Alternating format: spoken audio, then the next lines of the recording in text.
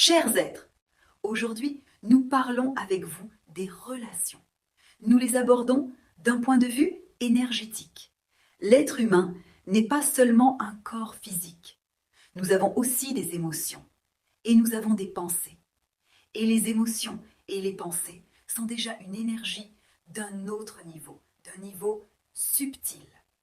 Alors regardons ce qui se passe dans les relations entre un homme et une femme. Je pense que tout le monde sait déjà très bien que notre corps physique est entouré d'un corps énergétique, c'est-à-dire d'une aura.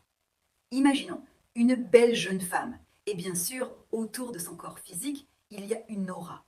L'aura est l'énergie de la personne.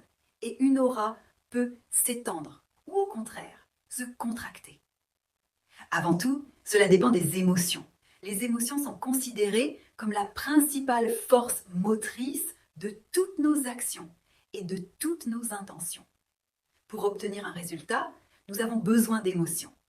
Selon les connaissances anciennes, les émotions sont comparées à des chevaux. Notre corps est la charrette et les émotions sont les chevaux. Et imaginez, si les émotions s'emballent, si elles deviennent intenses, nous atteignons notre destination très rapidement. Mais les émotions demandent un travail particulier. Ainsi, nous vivons des émotions et à ce moment-là, une partie de notre énergie est libérée de notre aura.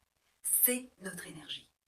Si nous ressentons simplement une émotion sans objectif, par exemple, nous avons regardé un film, nous sommes allés au cinéma et nous avons simplement ressenti une émotion, ou bien nous avons fait défiler les réseaux sociaux et nous avons simplement ressenti une émotion.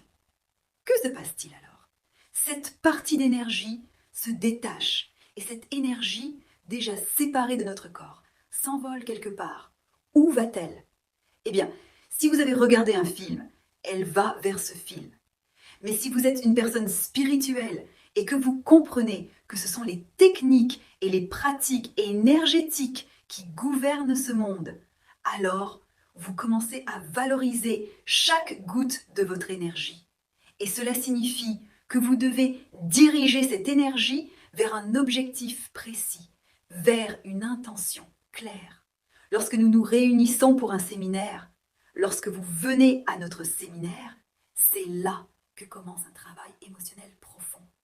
Imaginez de nombreuses personnes avec une seule intention, de nombreuses énergies de même nature réunies.